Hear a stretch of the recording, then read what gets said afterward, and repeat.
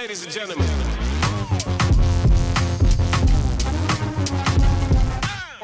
Hello, how are you? Welcome to my channel. My name is Denise. It's the Friday News Roundup, and I cannot wait to talk about the things we have to talk about today. Obviously, Meghan Markle's show came out this week. I cannot wait to talk about it. I cannot wait to talk about it. And by the way, next week we're going to do a episode by episode review. So don't worry. I will break this down for you in the way that I do. But today I just wanted to talk about just the first episode, just to kind of give you a flavor of what we have to look forward to next week. The first episode was horrible. I'm talking about horrific, heinous, a heinous inability to connect with her audience. I was talking to my brother the other day and he's like, that girl is a charisma black hole. And I was like, yes, that is a perfect description of Meghan Markle. I am talking about somebody who sucks the life off the screen. So we got to talk about that first episode. Also, then she's on Drew Barrymore so that she can promote her show. Cringe met cringe, and it blew up. I am telling you about the awkwardness knew no bounds. Obviously, Drew Barrymore is an awkward person to watch because she's constantly trying to create these like deeply intimate moments with people. And all she ends up doing is looking like somebody who never had any affection her whole life. And she is going to drag it out of every person she meets. She's like bending down next to them and like, you know, cuddling up next to them. I mean, she is like a needy orphan child, which anyway, we got to talk about that. Then we need to talk about the fact that the Oscars did happen. I already did a whole video about that, so I'm not going to belabor the point. You guys can go watch that video. But we do have to talk about like some of the worst offenders. And then Justin Bieber seems like he's got problems. I don't know exactly what's happening there. He is either on hard drugs or has completely lost his mind. Both of them seem like viable options. And then we need to talk about the fact that Casey Anthony, y'all remember Casey Anthony? She murdered her daughter and got off for it. She has resurfaced. And she's here to give you guys legal advice. Because, as she puts it, she's been in the legal field since 2011. And she's got some things to say to help you as you struggle in your own legal battle. I don't know if sitting at trial for the murder of your daughter would be exactly how I would describe having been in the legal field since 2011. That's one way to say that. But anyway, she posts this like super matter-of-fact video, and somehow she just thinks we're all going to accept it. That we're all just like, oh yeah, welcome back to society. You murdered your daughter and got off for it. So I got plenty to say about that. Then we got our little basket of tidbits. You know, all those like little juicy things that just weird headlines that caught my eye. Unfortunate trends that they're predicting, you know, things that I got to vent about. So we got to get to that at the end. But let's talk Meghan Markle. Let's talk about that stupid ass show. I am telling you right now that I put it on and I thought, you know what? This might be a time when Meghan can really revitalize herself. I was 1000% on the side of her showing us a side that we liked. I was not watching that show to hate it. I really, really wasn't. I went with a clear mind.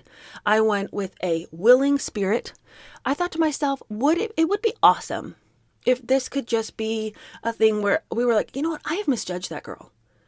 Because, you know, like this is something that I've learned. When I was watching that Pamela Anderson documentary a while back, and yeah, I did a video about that.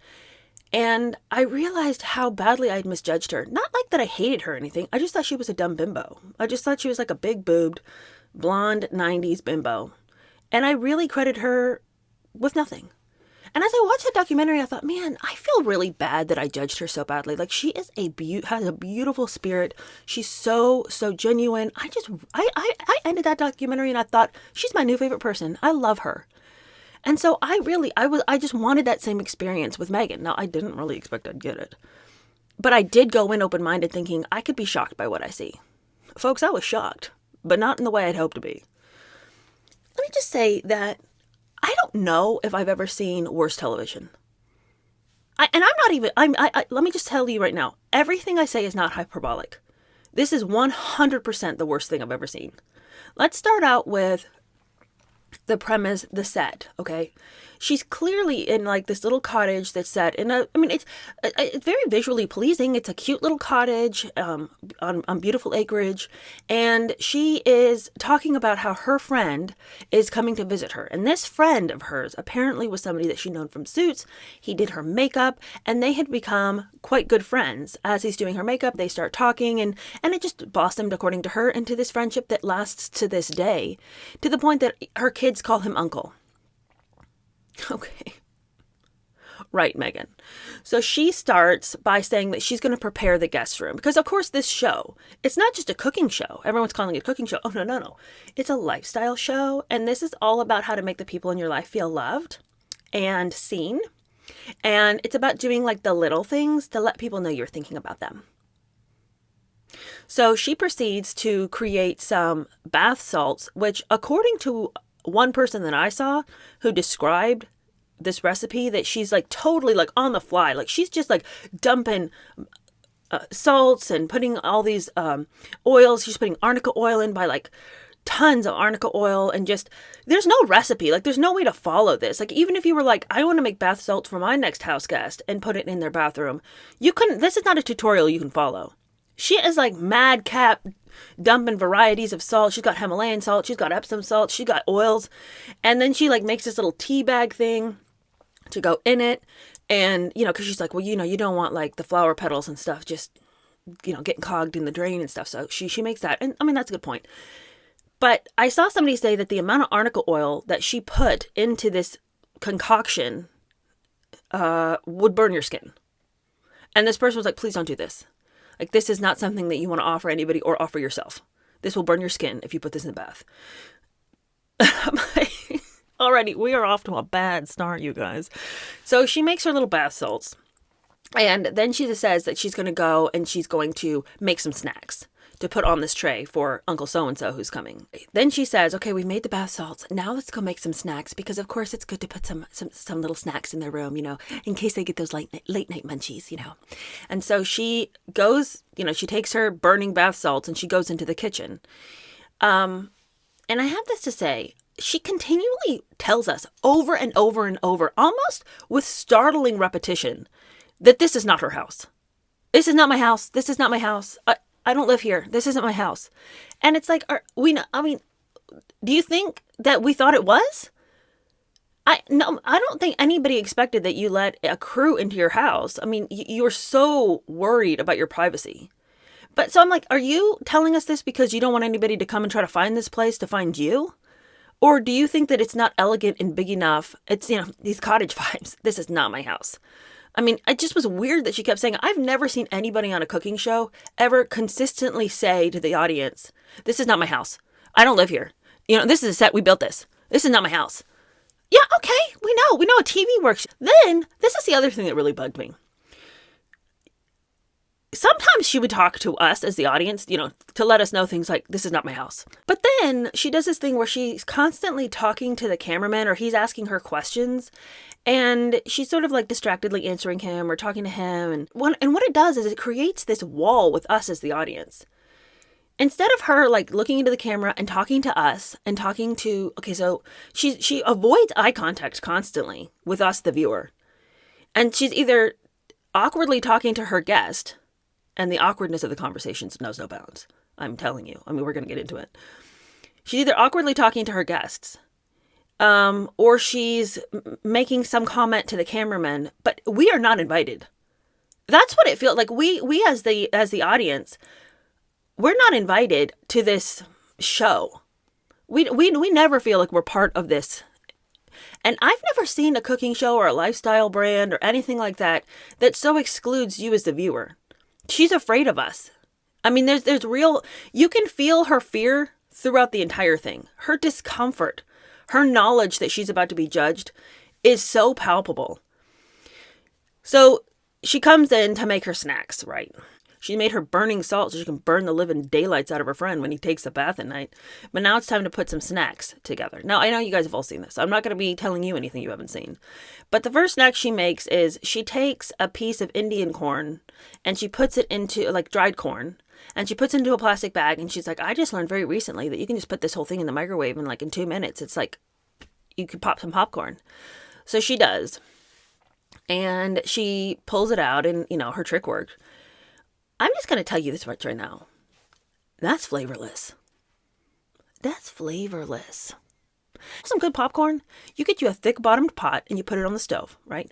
Then you drizzle the bottom with olive oil, right? And you cover the bottom with some corn kernels. You put a lid on it. You turn it medium, right? When it starts popping, you make sure that the lid's off just a little bit to air the steam. You don't want soggy popcorn. You shake that around a little bit, right? When it stops popping, you take the lid off. You pour that popcorn into a bowl. In the same hot pot, put some butter in, okay? Let that butter melt. Pour it over your popcorn. Sprinkle it with salt. Delicious, okay? Delicious. Better than anything you've ever had from any little microwave situation. All right, okay. Meghan then takes her dry-ass popcorn and decides, we're going to do truffles. Let's do truffle oil, okay? Nobody likes truffle oil.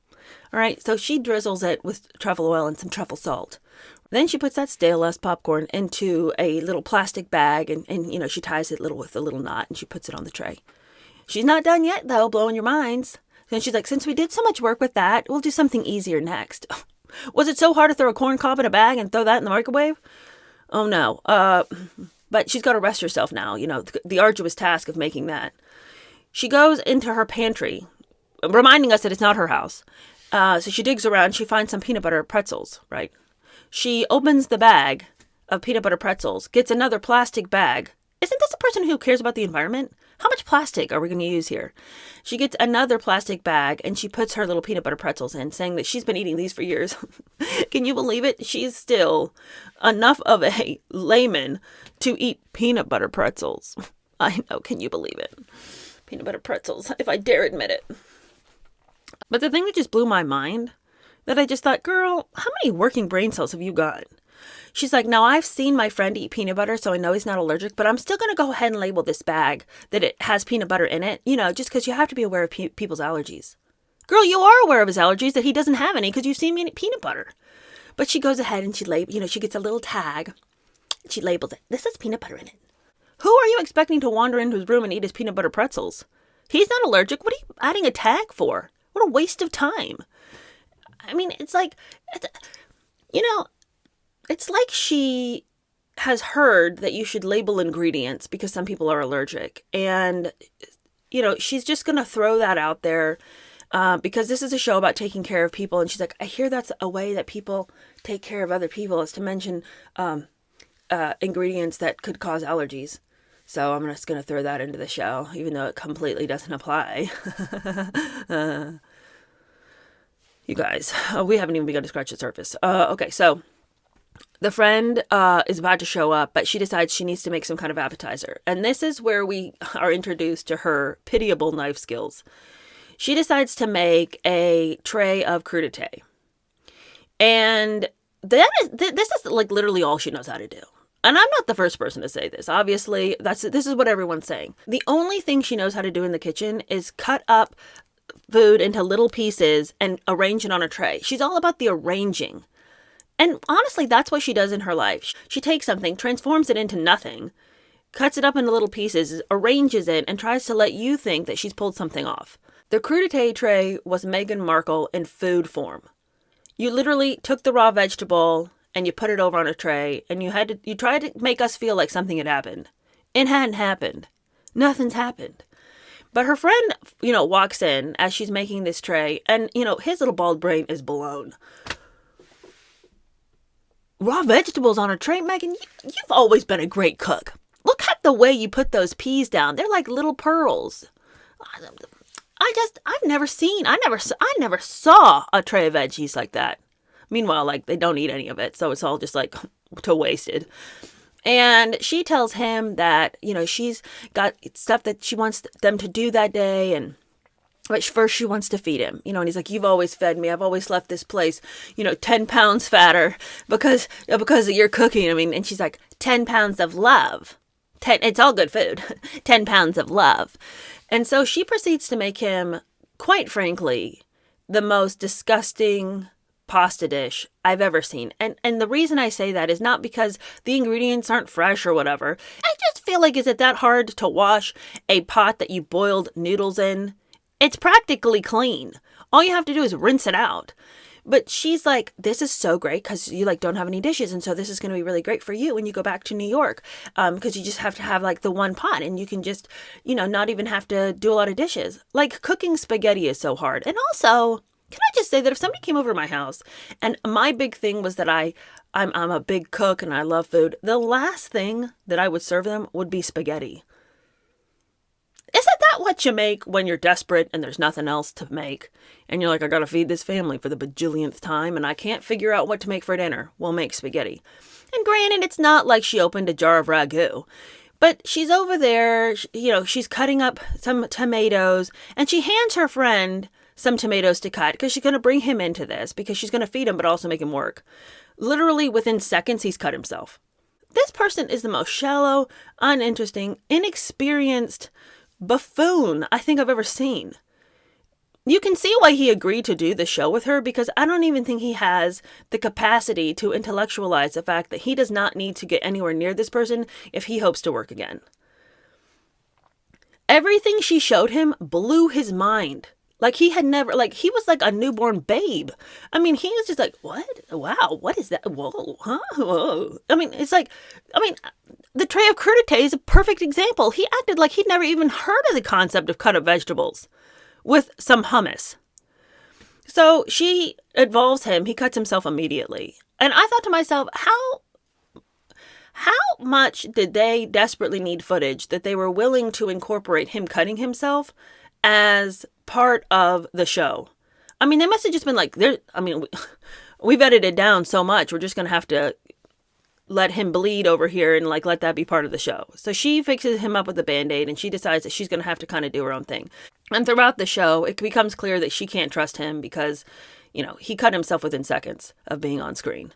She fixes up her friend and she proceeds to begin to make the pasta recipe herself because she can't rely on him for any help. And she's cutting her tomatoes and then she's like, you know what I think? I think I'm going to add some garlic. Wow, revolutionary. Spaghetti and you're going to go with garlic. Oh, wow. Okay. Girl, if you're going to cook spaghetti, you better have some garlic. She proceeds to chop the garlic with a paring knife. And as somebody who does enjoy cooking for her family, I am telling you, her knife skills ache my soul. I can't stand watching her. Her little hands and her little knife. It's just like, girl, you're going to chop your fingers. She's got her fingers and the knife blade all up in it. And I'm like, all I can think of was that Martha Stewart documentary on Netflix where she just goes ham on this one woman for cutting an orange with a knife that's too small. Well, isn't that a stupid knife? I don't know. Why? Why would you use a little knife to cut a big orange? You know how fast a big knife cuts? And I felt my inner Martha Stewart really begin to scream out, get a bigger knife. Why are you cutting that garlic with that paring knife with your fingers all up in the way? Honestly, if people couldn't watch the show because of the knife thing, I would understand that completely. Her inability, and for somebody who loves to cut things, somebody whose only skill set is to cut, bigger things into smaller things, you would think that at least she would have a nice set of knives so that as she's making fruit trays and veggie trays and all the trays she makes, she could at least not cut her fingers. I cannot even describe to you how frustrating it is to watch her cut a bell pepper in the next episode with a paring knife. She's trying to make a frittata. She's cutting the onions. She's cutting the bell peppers with a paring knife. Chop up whatever veggies you have. Get the hell out of here with that. It's unwatchable. Anyway, she makes her sad spaghetti. She's throwing all kinds of stuff into it. But where's the seasoning? That's the thing I kept thinking. She's like, we don't even have to use any dairy here because the pasta water and the starch water, the pasta, the starch water, the pasta, it makes the sauce. It makes the sauce. No dairy. No dairy. Where's the cheese? She says as she it's like, you got dairy. That's what the cheese is. No. It wasn't. It's the starch water that makes it thick and good. It's not the dairy. I think it's the cup of cheese you added at the end. Anyway, she's throwing in kale stems because she didn't bother to she did not use her paring knife to cut off the kale leaves. She's throwing in the stems too. That's got to cook down. And I am telling you that what she served at the end hadn't cooked long enough to develop any flavor, and it quite frankly looked like a bowl of compost. I just found the whole thing unappetizing. And, there might be other people who are like, no, it looked really good. Yeah, it was colorful. But it didn't look like anything that I would be like, I can't wait for that. This is the other thing that's crazy, is she was talking about how many noodles she was using, and that when she makes this pasta at home, because remember, this is not her house, she makes enough to put into the kids' school lunchboxes the next day. They don't go to school. We already know that. If they went to school, we'd know about it. She's constantly talking about her kids' day like they go somewhere. They don't. Archie doesn't go to school, and neither does Lilibet. They're 5 and 3. Lilibet has a lunchbox. You're going to send spaghetti to school with a 3-year-old? I call BS. Anyway, she sets the food in front of her friend, who again acts like he can't even believe that someone made pasta. And he's eating it. And the first thing he says is, "This is so effing good." And she's like, "You like it?" And they're both of them, leaned over their bowls like a couple of pigs at trough. I mean, it's just like, I've never seen anything so disgusting. So after they get done just going to town on the pasta, full of kale stems and pasta water, we get on to the activity she has planned for her friend. So she says they're going to make candles. Okay. All right. And I should say that at the beginning of the episode, she opens the episode with her down at the bees. Apparently they have bees on this property that doesn't belong to them, but is, I'm not really sure what this is. She says they've had these bees for a year, and she just, she knows other people can deal with the bees, but she's got to have her beekeeper with her because the bees are too much for her. It scares her. And so she goes down there and they get the bees, they get the honey. And then from that scenario, we're supposed to believe that she's gotten this basin of beeswax. All right, whatever. Maybe she did. I don't know. But they go in to make some candles, and they're going to melt this candle wax. And she's getting a little bit flustered because the candle wax, this is not one of those things where you can just, wing it, she says. This isn't like when you're making bath salts where you just throw in all the ingredients and enough arnica oil to burn the skin off of your guest. You actually have to pay attention to this one, she says. And, we've got to get that wax exactly. We're going to have to use a handy thermometer. And you do see her get a little tense about it, that it's not going to work, but they're melting down their wax. And again, her friend, his mind is blown. I don't even think I've seen beeswax before. I've never seen it like this. His eyes are as wide as could be. And they melt down the wax, and then he says he's going to pour it into the containers. Well, of course, he pours it all over the place. They're like two friends who have never done anything, but they decide one night they're going to get crafty. I'll tell you what's weird in this show is that I just feel like it's amateur hour for her. What with the paring knife, what with her arranging vegetables on a tray and talking to you the whole time like she's giving you a lot of wisdom and insight into the process of kitchen activities. I heard one commenter say that, she's cutting strawberries. She's making these comments like, now you want to make sure that you cut these strawberries so that they're easy for people to grab. And she's only cutting them in half. It's like, what technique did you use that I'm supposed to be like, oh, it's mind blown. I wouldn't have known to cut a strawberry like that. I'm glad I tuned in because I don't think I would have known about that way to do it. She's literally doing nothing, but she keeps talking to you like she's showing you something, like you're having an experience, like she's letting you into some of this inside knowledge. What? All right, so they make their little candles and they're labeling their candles, and it's this whole, it's just hard to watch because they're not interesting together. She's boring and he's boring. And you're just waiting and waiting for that scene to get done. And then she tells him that it's time for cake. And they're going to go and make a cake. Now, apparently she already baked the cake. We go back in time and we see her making the cake. But she saved it so that together they can decorate it. And I just have to say that for any adult male, I don't care if he is as gay as the day is long. This sounds like the worst day any man could have. You know what I mean? Eating a bowl of pasta water and then going and making candles and then decorating a cake. It's like, geez Louise, man. I'd have been like, when is this day over? So they go and they decorate the cake.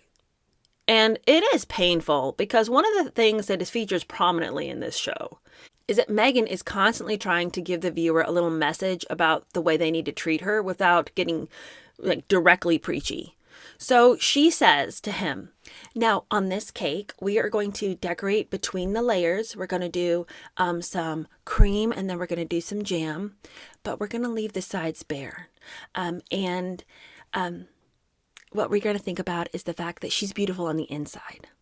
So the outside, we're going to leave bare and we're going to leave it more rustic looking because what we're focusing in on is the fact that there's beauty on the inside. There's beauty on the inside. And this is a reference that they continue to make the entire time they're doing the cake. Look how pretty she is on the inside. Look how pretty she is on the inside. When they cut into the cake, remember, maybe not much to look at on the outside. Pretty on the inside. And you're just like, okay, that was a stupid thing to say in the first place. Like, it's not heartwarming. It's not insightful. It's not wise, full of wisdom. It's not full of just like this earthy, good-natured, down-home wisdom. It's none of that. It feels stupid as And she's like, remember, beauty on the inside. So they eat their cake. They go outside. They eat their cake. He's blown away by the scenery. And it is a really beautiful scene. She wants the viewer to know this is actually real. It's not a backdrop or a green screen or anything like that. This is like real, really real, that is. So they finish up their cake. They wrap things up. It's, he is pretty much sent on his way, and that's that. It was excruciating. I mean, I don't even say that lightly. I mean, I'm telling you, that show was hard to watch at every step of the way. I struggled. But of course, we've seen the clips from the upcoming episodes, and we'll talk more about it next week. But I mean, we've seen Meghan being so rude to Mindy. There's 2 moments in the second episode that, feature Mindy, where Mindy is asking her about her look. But she says it L-E-W-K, which is like slang. And she says, tell me about your look. And it's not Mindy's like Indian accent, which I saw somebody be like, I can't believe that Meghan is insulting Mindy and making fun of her accent. Mindy doesn't have an Indian accent. I've never heard of this. What Mindy is saying is L-E-W-K. It's slang.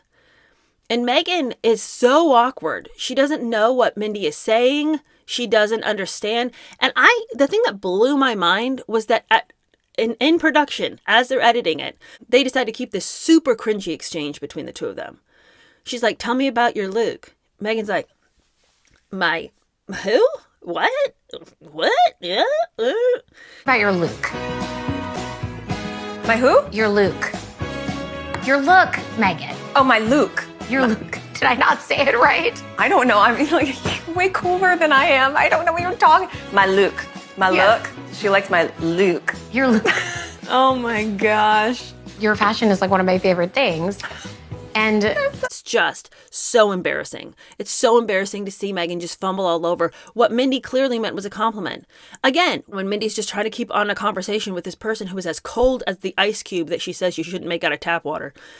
Mindy's like, I can't believe that Meghan Markle used to eat a Jack in the Box. You guys have seen this clip. And Meghan's like, I just think it's kind of funny. And you always know it's going to be bad when someone starts out, I just think it's kind of funny. I just think it's kind of funny that you keep calling me Meghan Markle. I'm Meghan Sussex now. Funny, too, that you keep saying Meghan Markle. I'm Sussex now. You have kids, and you go, no, I share my name with my children. yes. And that feels so, I didn't know how meaningful it would be to me, but it just means so much to go, this is our family name, our little family name. Well, now I know, and I love it. Meghan Sussex, that's not even your name. It's not even kind of your name. You're Duchess of Sussex. Okay, so let's just talk about Meghan's name, all right? Meghan is Meghan Duchess of Sussex. She's not Meghan Sussex, and nor are her children either. And why in the world would you want to be Duchess of Sussex when your last name could be, and your children's birth certificates reflect this, Mountbatten Windsor? That sounds so elegant, so refined. It's the name of the royal family. Obviously, from Prince Philip, he came with the Mountbatten name that had been given to him by Louis Mountbatten. And then, of course, we have the Windsor name from Queen Elizabeth. And so they put their two names together, and it's Mountbatten Windsor. And this is the name that is on Archie and Lilibet's birth certificates, that royal last name. Duchess of Sussex means nothing. You don't live there anymore. You are no longer really the Duchess of Sussex because you're the Duchess of Sussex because that is the land in which you reside. You know, you're the Duchess of this area. Your husband is the Duke. But in America, we don't have those titles. Duchess of Sussex means, how can you be the Duchess of Sussex when you don't live there? How can you be? You're not part of the royal family anymore. You made that very clear to us. So why in the world would you take on this ridiculous, fraudulent name? I mean, you might as well be like the Duchess of California, the Duchess of America, you know, the Duchess of Montecito. It's all just made up crap here on this side of the ocean because we don't do titles. But your last name is not Sussex. Harry is not Harry Sussex. Your children are not Lilibet Sussex and Archie Sussex. So for you to make this big stink to poor Mindy, who's just trying to carry on her conversation, I'm not Meghan Markle anymore. You know I'm Sussex. And so are my children. And I just want to take this time to educate you about the importance that it is for me to share the name of Sussex with my children. You don't. They don't even have Sussex in their name. Not anywhere. And it just blows my mind that she would make such an awkward experience for Mindy. Like the coldness, the selfishness, the narcissism that it would take for somebody to compliment you and you come at them with an insult. I just think it's funny that you would continue to call me Meghan Markle. Where did you even get that? I just think it's funny, Meghan, that you would have a show and yet the editors were so clearly against you. Anyway, we've just seen so many clips. There's the clip that I know we're going to get into when she has this guy over and they're cooking in her kitchen. And again, conversation is stilted. And they're trying to create some kind of rapport, and she's trying to talk about all her time in Koreatown. She loves to talk about Koreatown. And she knows just enough about Korean culture and the subculture over there that she can carry on a conversation with him and name a couple of things. Then they start talking about music, right? And she's like, do you like to listen to music? And he says, yeah. And so he starts listing some. And then he says death metal or whatever. And she's so judgmental to him. And so oh, sorry, excuse me? What did you just say? And he makes a joke and she's like, okay, whatever floats your boat. I mean, she cannot control her face. She cannot control her face. Everything that she is thinking is coming out on her face. And as a person who also has a very expressive face, I understand the necessity of getting some face management in place because I cannot let all my thoughts come out. But she fails so epically in that exchange to be gracious, who cares what he wants to listen to when he's butchering some meat, And he tries to tell a little joke. And she's just like, oh, yeah, okay. But I just can't understand interacting with people like that. Do you listen to music when you're cooking? I do. I listen to a lot of lyrical hip-hop, jazz, sometimes speed metal, death metal. No, you don't. Yeah. What's speed metal? Just dark. That doesn't sound like the joy of cooking. Yeah, but, we all have different sides to who we are. That's true. Multifaceted folks. That's what we are.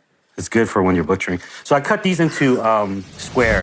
On your show that is supposed to be all about taking care of people and loving people where they're at and just showing them this great experience, she can't be bothered. So Meghan's show obviously is going to come with promotion. And so she was on Drew Barrymore's show the other day.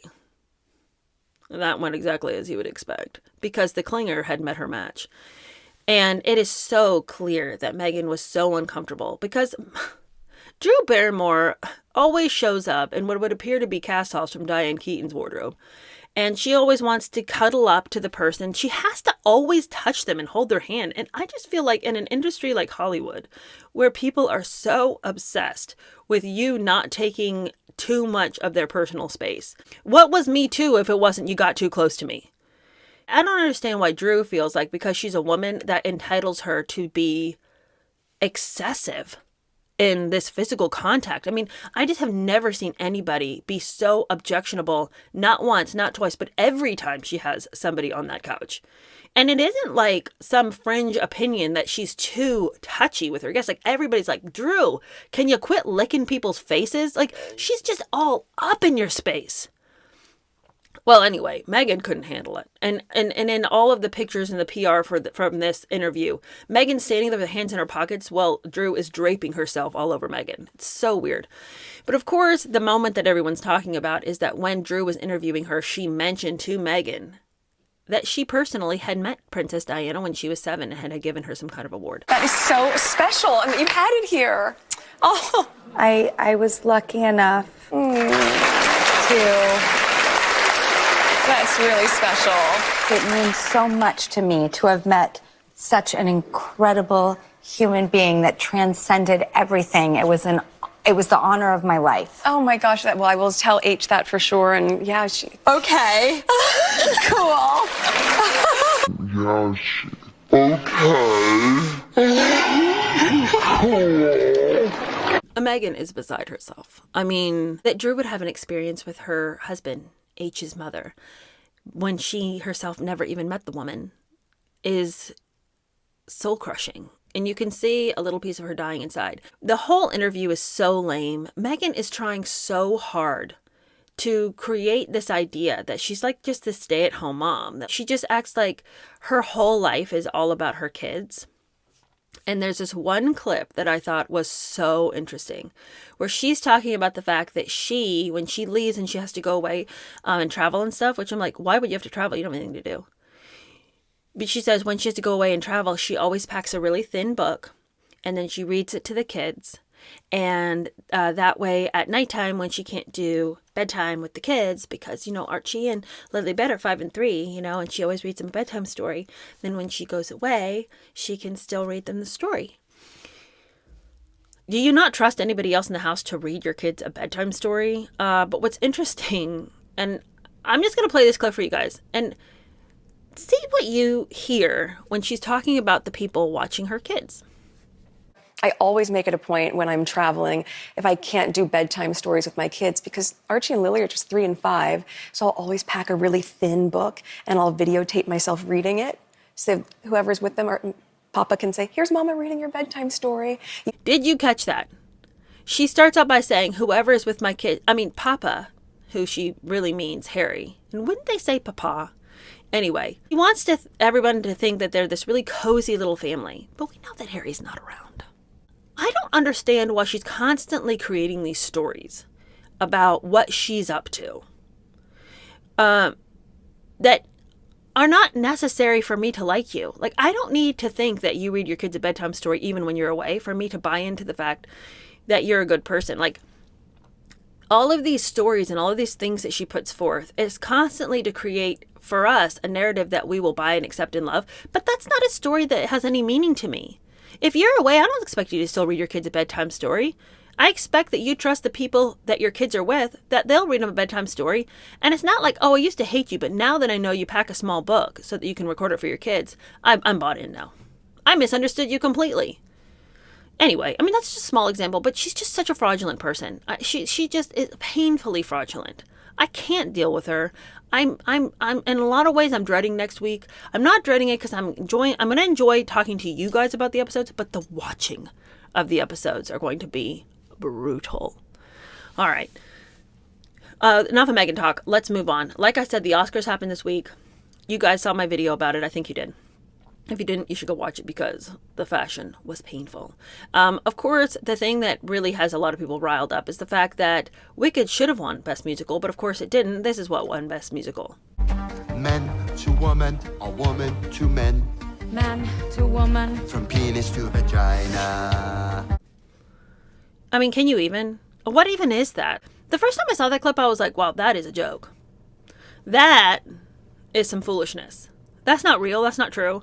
That somebody made that up. There's no way that is a real thing. There's absolutely no way that level of stupidity is even in Oscar land, that anybody would even think that was something that we could call a musical. No, it won.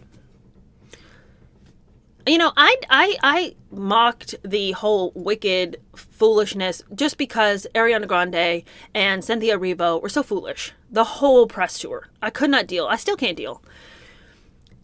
But objectively, from all I'm hearing by the people who went to go see that musical, it was very good. visually, musically, the costumes, the scenery, the sets. Fantastic. And that musical was lauded and praised by the majority of people. Nobody cares about this weird wacko musical with the worst music of all time. If that was a sampling of what we could have expected, ouch factor. Okay, people were there making their embarrassing displays, their skits. Can't stand the skits. What is up with this? What is up with a room full of people who should know better, who get up and do ridiculous, painfully cringe things as soon as there's a microphone in front of them? Thank you to Emilia, Epifania,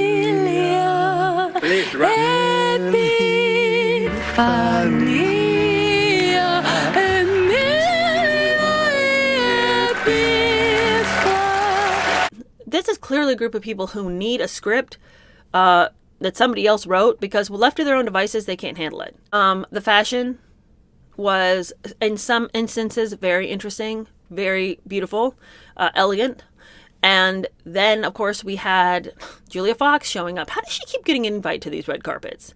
She couldn't bother to put anything on. We had this girl with her matching nipple patch to her dress. Girl, those boobs were not meant for display. Okay, just cover that mess up. I don't know what was happening with this. Somebody said in the comments she looks like a blood clot. A truer word never spoken. I mean, it's just the avant-garde, the stupidity, the wackiness of fashion has just gotten beyond. And these constant look at me moments that we're seeing on the red carpet, people are coming out in the Hunger Game costumes and calling that a fashion moment. No, you look stupid. I can't handle it. I won't handle it. Stop it. So we had all of that. Something else we saw this week that I just could not believe my very eyes. I mean, I've honestly waited for this day, but when it happened, I couldn't believe it. For those of you who don't know, my name is Casey Anthony. My daughter is Kaylee Anthony. My parents are George and Cindy Anthony. Casey Anthony is out there now telling you that she is here in a professional capacity to reintroduce herself, and that she is now a law expert. And that she has not only a TikTok, but a Substack and an email address where you can reach her if you need help. And I'm like, well, you just opened yourself up to a horrific amount of trash emails, junk emails, and people mocking you and saying all kinds of terrible things. I cannot believe that you would have an email address and you think that people are going to take you seriously. Maybe for you, 13 years is such a long time, and you've lived, in anonymity for so long that you think that for the rest of us, we're ready to see your face. But the thing is that the rest of us have been living our lives. We don't really feel like it's been 13 years since the last time we saw you over there trying to convince us that you had not killed your daughter. Now, for those of you who do not remember the Casey Anthony trial, let me just remind you how crazy it is that this girl is coming back out. In 2011, she was on trial for the murder of her small toddler daughter. Her daughter had gone missing. No one seemed to know where she was. She claimed that the nanny had taken the daughter, and that despite all her efforts, she just couldn't seem to get in touch with that nanny. Her parents were like, where is our granddaughter? Because they lived with her parents. So it's not like she could hide the fact that her daughter wasn't around. Her mom starts freaking out. And to make a long story short, they find the body of the toddler out in the woods behind the house, a mile behind the house. The child has been chloroformed to death and left in a shallow grave. Well, Casey did it because she was tired of being a mom. She wanted to go live the beautiful life as she had tattooed on herself. And in the month that her daughter was missing, she was out partying hard. She was out at bars. She was out at clubs. She was not at all like a grieving mother, but she certainly was acting like somebody who was free of the restraints of being a mother.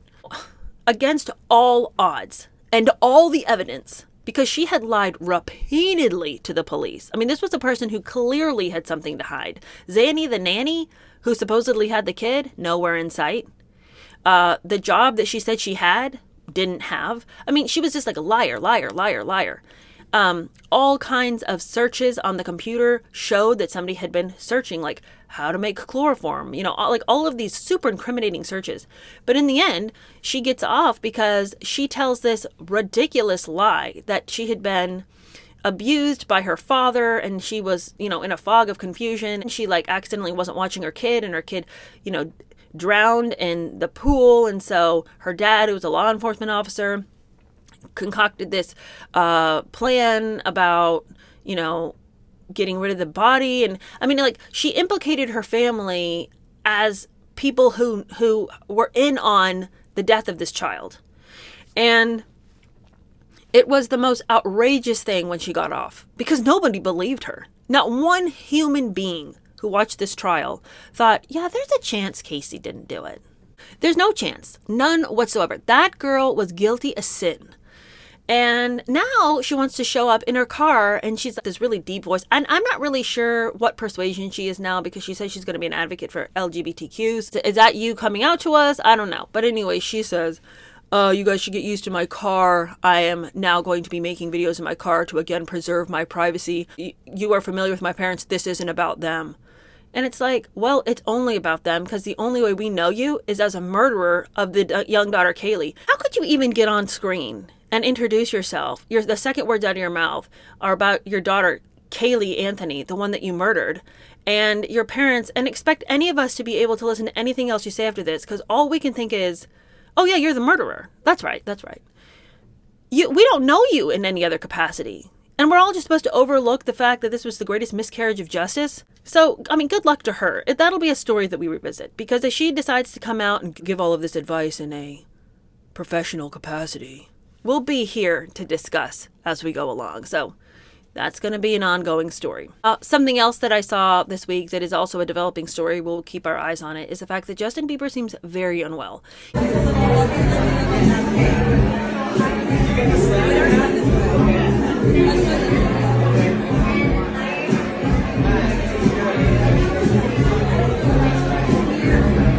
He has been out acting weird, and granted, he is kind of a weird person. It just feels like he's been having troubles for a really long time, and can we blame him? I mean, there's just so many videos resurfacing of adults in Hollywood taking very clear advantage of him. Obviously the Diddy stuff, but then there's other like older women that are just asking completely inappropriate questions, sexualizing him to the extreme. I mean, there just doesn't seem like there was even one adult that cared about him or was looking out for him.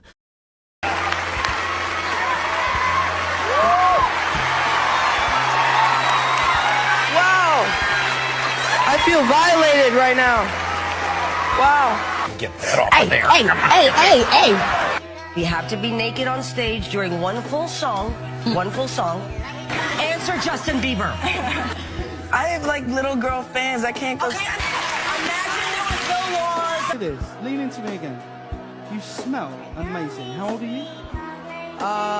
Thank you. How old are you? I'm 16. I'll be 17 in like 2 weeks. I don't ever remember smelling that good at 16. Yeah. Wow, look at your eyes. And what? So look at him. Look at what a beautiful face. All right. So for him to be a very troubled adult now, big shocker there, right? But he is also a new father, and it just is interesting to me that he seems so like going off the deep end. And of course we had his little stint for a while, and I'm not saying it's not still a thing, but for a while it seemed like he was part of the church and like having a spiritual revival and all of this, and I don't really know what's happening there. His social media seems to be devoted to his love of weed, and so there's just lots of that going on. His personal people, his spokespeople are saying, no, Justin's not on any hard drugs. Like, the fact that that's even a rumor, no, let's squash that. But it's like, okay, he might not be on hard drugs, but he is smoking so much weed that he is acting like this.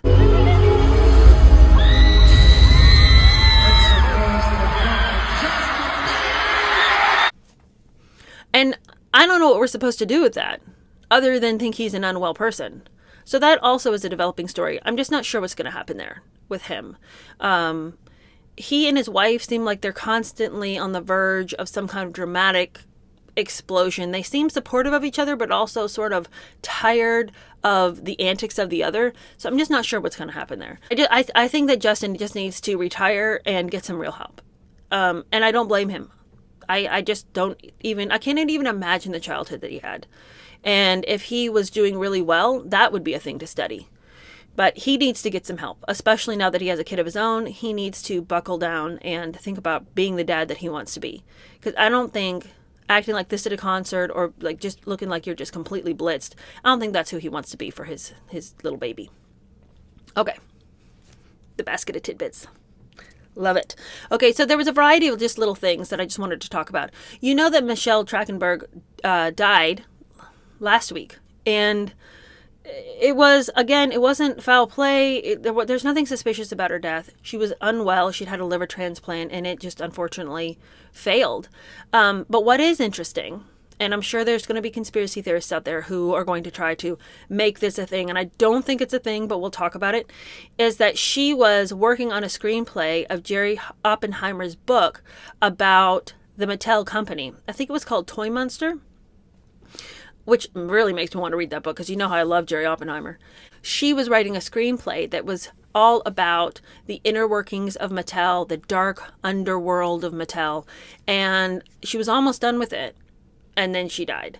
So, you know, of course there's going to be conspiracy theorists who want to come out now and be like, is there any connection? She was about to reveal Mattel. But, like, Jerry Oppenheimer already did, and he's still alive, so I don't think that was the case, but it was in the news this week. Something else that was in the news was this particular headline. Selma Blair talks about her dark battle with MS, her obsession with White Lotus, and the fact that she loves to wear her son's clothes. And then we get this picture, and I just have to say, what is going on at InStyle? I have to say, if you're not following InStyle on Instagram and you just want to have a continual stream of some of the dumbest fashion, the stupidest headlines, the most bogus takes on everything, follow them. Every single day when I open up Instagram and InStyle has put out their latest offering, I could never disagree more. Anyway, they have this whole talk about her, and, you know, I guess she's got MS. I don't want to be ugly about her current look because this may be a reflection of the fact that she's really, you know, she's struggling with some health issues, but the hair, that's not helping, you know? And I just, what kind of a bogus headline is this? I mean, it just like, honestly, when I read it, I just like burst out laughing. Not at her struggle. I'm not laughing at her struggle. Just like that headline paired with that picture, I just was what? Okay. I'll tell you another publication that always has some wacko jacko takes is Architectural Digest. Now I know. What do I know? I mean, clearly. But I used to subscribe to it simply because I liked to look at the houses. I liked to look at the design. But I'll tell you, Architectural Digest is like runway fashion, where you look at it and it's interesting to look at, but you're just like, impractical, all of this. I would never do any of this. And they came in hot this last week with one of the worst takes I've ever seen. Move over InStyle. We have a new clown in town. They want us to believe that glass blocks are back. And that what we can look forward to is this mess. Make it not be true, is all I can say. That, I don't know if there are many things that I hate worse than glass blocks in a bathroom. I can't even imagine anyone wanting to bring it back. But then to bring it back in that amber color, where everything, you would walk in there and it would feel like a bad dream. I just could not even imagine redoing my bathroom and being like, but let me just tell you what we're not going to leave out. The amber glass blocks. I want this whole place to feel like I'm inside of a beer bottle in a trash can. Can you even? I mean, where is the elegance? Where is the beauty? Where is the intentionality to make a place and a space feel like somewhere you want to be? I don't want to be in that bathroom. I don't want to be anywhere near what that looks like. I hate it. I hate it so badly. Moving away from the glass blocks was a plus and a positive. It should never have happened in the first place. I don't want to be inside an igloo. We've made progress. That is no longer part of the way that we build a bathroom. But to go back to it. And to try to tell us, to convince us, to gaslight us into believing that this is something that we should be thinking about. I'll tell you something else I'm not real big on, as long as we're talking about it. Why y'all trying to gaslight me into believing that this heinous maroon color is something that I should want? I follow this account on Instagram, and I know a lot of people do. And I would say that, 90% of the time I'm with her. She's got kind of a moody vibe. And she redid her hallway, and she did striped paper and maroon trim. And I'm watching people do whole walls of this color. There are people who love this trend, and I cannot express to you how much I absolutely hate it. There's something about that color. That sort of pinky, cranberry, maroony garbage. I cannot stand it. The late 80s, early 90s vibe of that is not something I want to recall. It's right in the category of these glass blocks for me. Get it away. I say no. I can understand calling back to, different decades for inspiration. But inspiration is different than transplanting some of the worst ideas literally back in its original form. We need to not do that. Something else we need to not get too cozy with is this goose theme I'm seeing. All right? I'm seeing a lot of the gooses come back. And what I don't need in my life is more of that. I remember my childhood being a series of geese. So many geese. And those little characters with the sunbonnets, but you never see their face. I don't want any of that. And all of that, it reminds me of that maroon color. And we need to take a stand against it. A hard stand against it. I don't want to see it. I don't want it to be a thing. And I refuse. I'm not buying into that. No, never. I won't. Back to the topics at hand. From the tidbit basket. I saw that Blake Lively this week in her stories, and I could not even believe this. She apparently must be being forced to promote that movie, the sequel to A Simple Favor. And I am clicking through my stories, still follow Blake Lively, and at first I had to double check that this was actually her account, because she had put up a promotion for the new movie. It's on Amazon Prime, I think, and it's the sequel to A Simple Favor. And in this movie, she is just a raging, manipulative, demonic bitch. You think I invited you to get revenge for stealing my life and taking my kid away from me? You think I want to make you pay? I don't know, do you?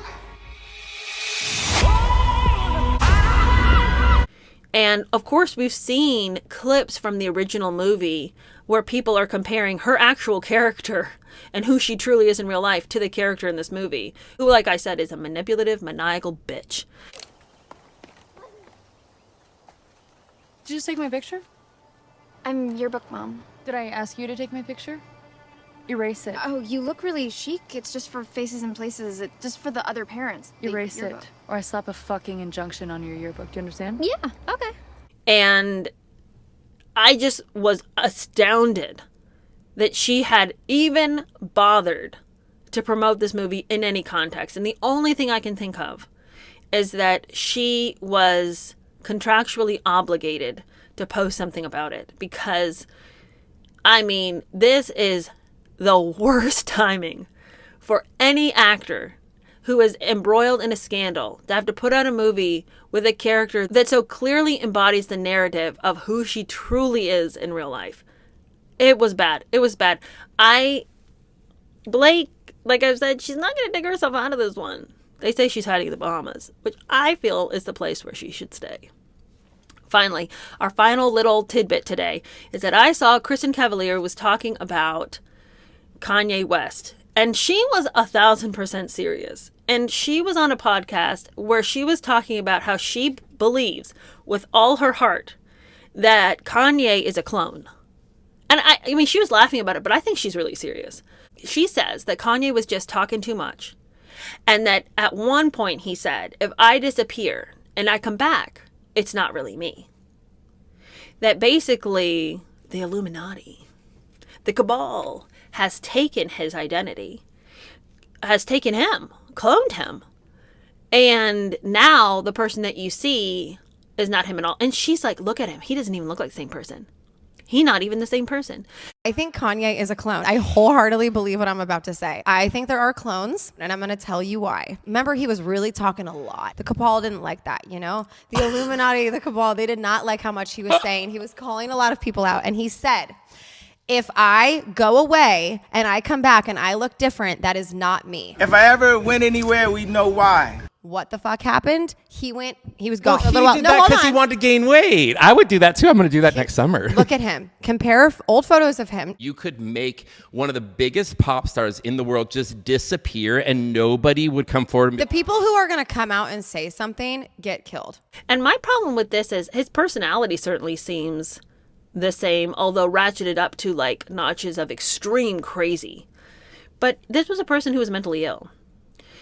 And as far as like, does that person look like themselves anymore? Does anyone in Hollywood ever look like who they started out to be? All you have to do is go look at the Kardashians. I'm sure you guys have seen this where somebody like takes the family photo and then goes in back and changes their faces to what they looked like before they had any work done.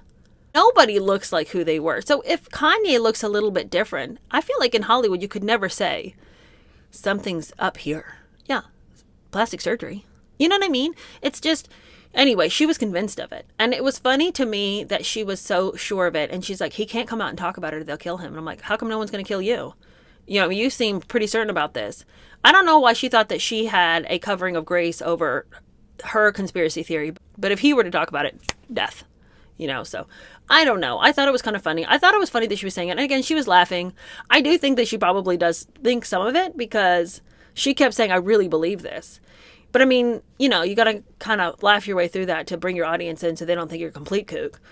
Anyway, okay, I've run out of time. Thank you guys so much for hanging out with me. Please watch my reviews next week. We will do episode by episode. Today was just a preview of what you can look forward to next week. I cannot wait. I love telling you guys about it, but I don't love watching it. So pray for me because I'm about to go on a very arduous journey. Like I said, I haven't even gotten through episode 2. I'm halfway through it.